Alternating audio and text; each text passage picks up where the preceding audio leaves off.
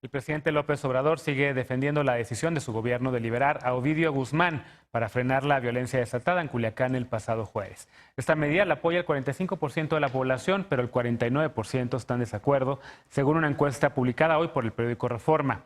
Pero según la misma encuesta, el 56% considera que la estrategia del gobierno de México no está funcionando. Solamente el 34% piensa que sí tiene éxito. ¿Fue o no la mejor decisión? Veamos el contexto. La tarde del jueves, supuestos miembros del cártel de Sinaloa bloquearon avenidas, incendiaron vehículos, retuvieron a militares, liberaron a reos e impidieron el acceso a Culiacán. En la noche, el secretario de Seguridad Pública y Protección Ciudadana, Alfonso Durazo, dijo que mientras realizaban un patrullaje de rutina, al menos 30 elementos de la Guardia Nacional y la Defensa Nacional fueron agredidos desde una vivienda. Según esta primera versión, tras repeler la agresión, las fuerzas de seguridad tomaron la vivienda donde presuntamente estaba Ovidio Guzmán López, hijo de Joaquín Guzmán Loera. Guzmán López, de 28 años, tiene una orden de aprehensión en Estados Unidos por distribuir cocaína, metanfetamina y marihuana. En una nueva conferencia ofrecida a la mañana siguiente, Durazo dijo que en realidad la Policía Ministerial realizó un operativo para capturar a Guzmán. Durazo dijo que el personal actuó de manera precipitada, con deficiente planeación y previsión sobre las consecuencias de dicho operativo y omitiendo además obtener el consenso de sus mandos. Añadió que se desestimó el poder de convocatoria y la capacidad de respuesta de la organización delictiva. Al verse rodeados por una fuerza mayor, se ordenó al personal abandonar el inmueble. Oficialmente hubo 14 enfrentamientos, 13 personas muertas, 16 lesionadas, 19 bloqueos y 8 militares retenidos y liberados cuando las autoridades suspendieron acciones. El presidente López Obrador respaldó la liberación señalando que no puede valer más la captura de un delincuente que la vida de las personas. Punto y contrapunto. Primer punto a discutir esta noche de lunes. Hoy nos acompaña Andrea Chávez. Ella es asesora parlamentaria de Morena en el Senado de la República. ¿Cómo estás, Andrea? Bienvenida. Siempre un gustazo de acompañarlos. Qué bueno que estás acá. Lisa Sánchez, directora general de México Unido contra la Delincuencia, como cada lunes y miércoles. ¿Cómo estás, querida Lisa? Muy bien, ¿ustedes cómo andan? Alfredo Lecona, como cada lunes y miércoles, activista y analista. ¿Cómo estás? Muy bien, muchas gracias. Buenas noches. Y Eder Guevara, fundador de Morena y antropólogo, también panelista de lunes y miércoles. ¿Cómo estás? Bien, gracias. Buenas noches. Oigan, pues parece que nos dejamos de ver hace 3 años, ¿no? O sea, de lo que aconteció el miércoles pasado, que les tocaba a ustedes la mesa a hoy, pasaron por lo menos 3 eventos, que se suma tal vez a un cuarto con los narcobloqueos en Michoacán del día de hoy, pero empezó, digamos, con la presentación del índice de letalidad que hablábamos la semana pasada, el lunes pasado, con todas las deficiencias que tenía, luego con los eventos en Aguililla, Michoacán, luego con Tepochica, Guerrero y Culiacán, Sinaloa, que evidencian, entre otras cosas, que la guerra continúa, que no se ha terminado con esta guerra y que el gobierno López Obrador pues no está encontrando la manera de poder enfrentar, digamos, este problema heredado, es cierto, de una manera distinta. Alfredo Lecona, ¿cómo lo ves? ¿Qué viste? ¿Qué destacarías de lo que ha acontecido? ¿Fue una buena respuesta salvar las vidas, como dijo el presidente, o fue un operativo fallido que evidencia algo mucho más peligroso y es la ausencia del Estado? A ver, las dos cosas. De entrada, sí, yo sí respaldo la decisión, desde luego, de haber suspendido el operativo para atajarlo de una buena vez. O sea, quien afirma lo contrario, quien cree que tuvieron o que al presidente le faltaron pocos huevos, como se estuvo diciendo. Le faltaron. Le faltaron huevos para retener a Ovidio, pues milita en la perversidad, punto. O sea, nunca, jamás va a ser más importante la captura de un capo que la vida de tantas personas. Pero no le voy a aplaudir al presidente que no haya aventado más gasolina al fuego que empezaron. Porque muchísimo menos le voy a aplaudir a los ineptos del gabinete de seguridad que han demostrado que no pueden.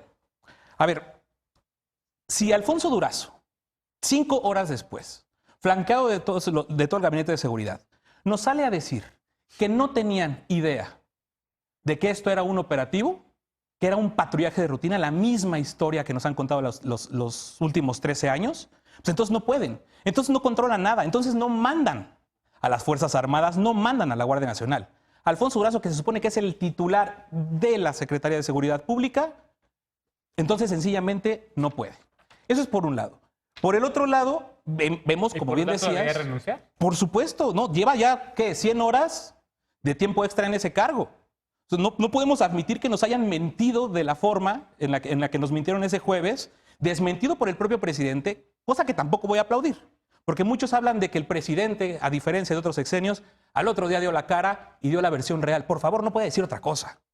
Todos vimos que eso no fue un operativo. Todos vimos los videos de 30 elementos rodeando la casa donde se encontraba Ovidio Guzmán.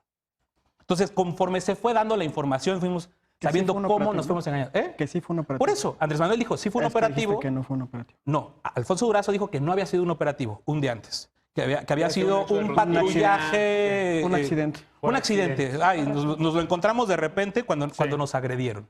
Y vemos otra vez la mano de Estados Unidos. Por esto que decías de sigue la guerra, yo creo que sigue la guerra.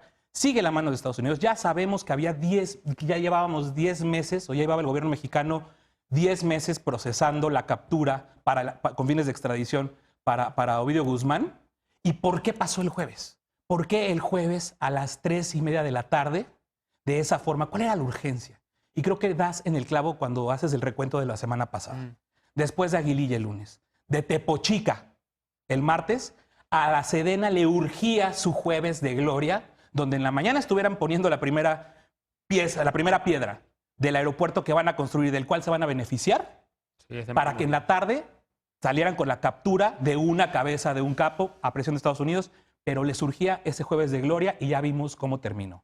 Esto no va a cambiar, y creo que lo enmarca muy bien Jorge Volpi en su columna de ayer en Reforma, hasta que deje de hacerse esta estrategia, que se pare esta estrategia de cortar cabezas de narcotraficantes, porque ya vemos que hay 1000 cabezas y que si cortas una va a salir otra, y nos enfoquemos en un proceso que desmantele las redes de macrocriminalidad, y ya lo hemos dicho muchas veces en esta mesa, justicia transicional.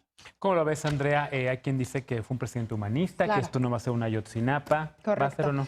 Yo creo que por primera vez estoy de acuerdo con Lecona. O sea, de verdad, qué coraje me da escuchar a personas que están dispuestas a defender que era mejor atrapar a un capo, una cabecilla, que defender la vida de centenares de personas y miles, y las cosas iban a peor. Qué vergüenza me dan las personas, de verdad, que desde la comodidad de una ciudad que no fue afectada directamente por esta política de exterminio transeccional y que solamente se limitan a gritar "dispara AMLO".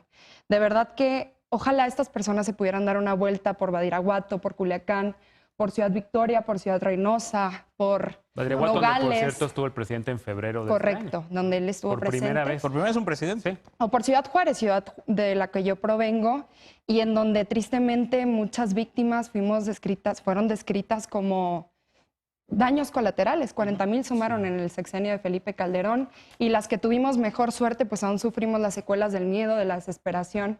Así que yo sí creo que hay que darle las gracias a Andrés Manuel por renovar un criterio presidencial, por apostarle a la vida antes de apostarle precisamente a un triunfo que en realidad se obtenía con base a un espectáculo.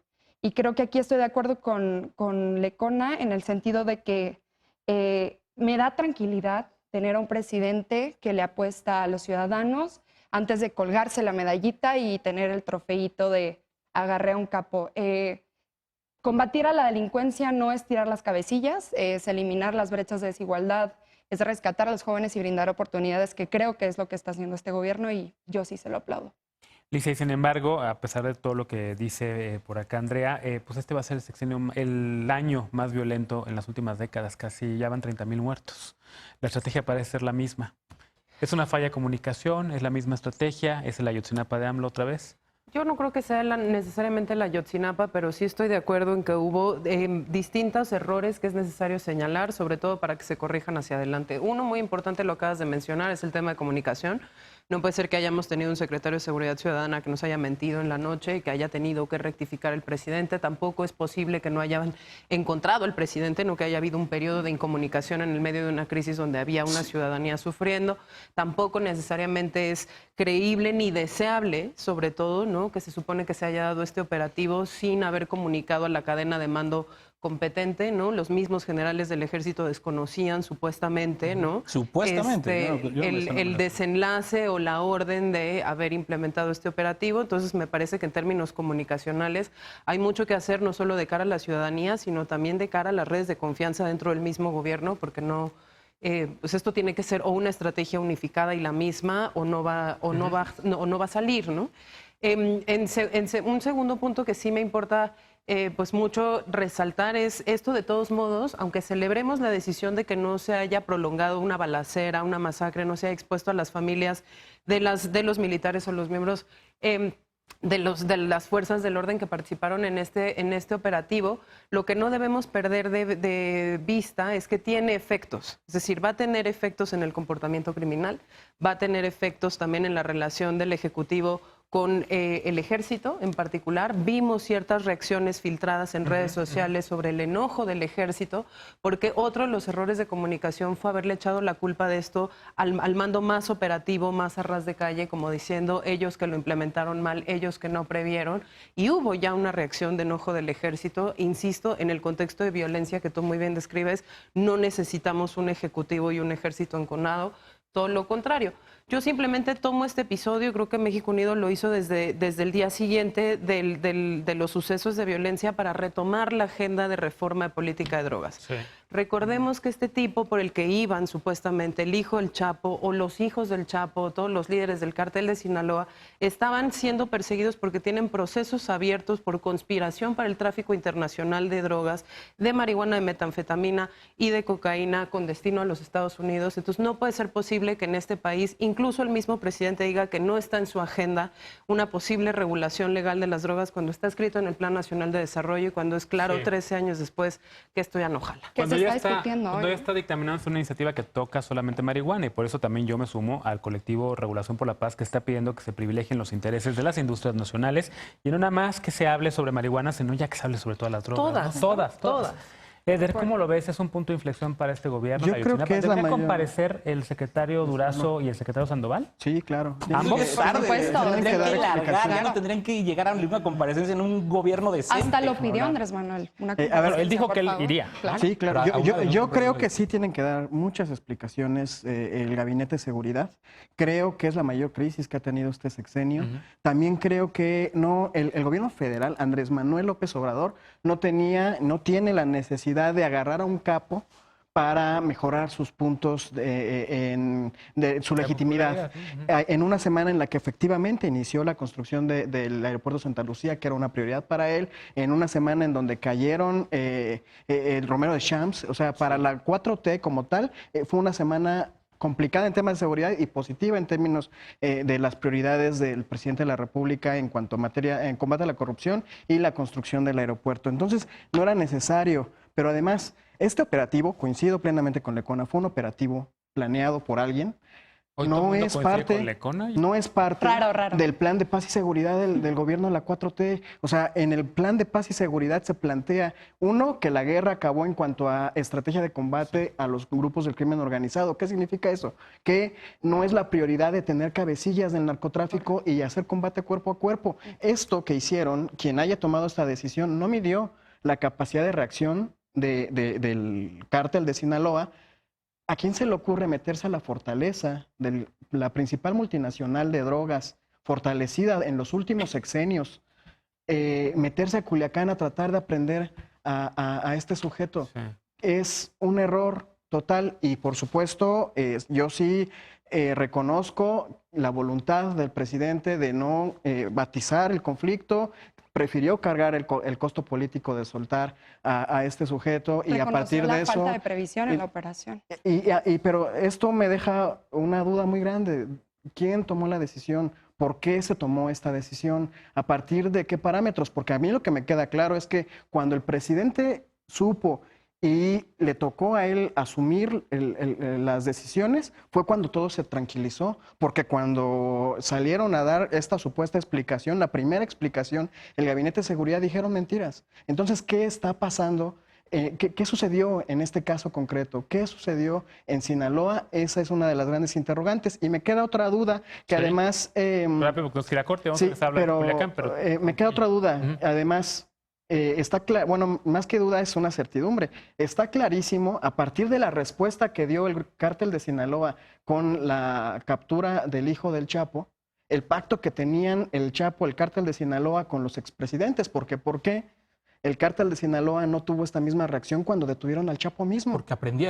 Porque aprendieron ellos, sí, No, y el Estado es porque mexicano fue no. una O cuando captura se escapó pactada. dos Fue una veces. captura A ver, si pactada. quiere regresamos con este tema y con el siguiente bloque también, porque tiene que ver también con Culiacán después de la pausa, porque 200,000 armas llegan a México de manera ilegal. El 70% proviene de Estados Unidos, que ahora dice estar dispuesto a congelar su paso hacia México. ¿Cómo va a ser esto posible? Regresamos a Punto y Contrapunto, no te vayas.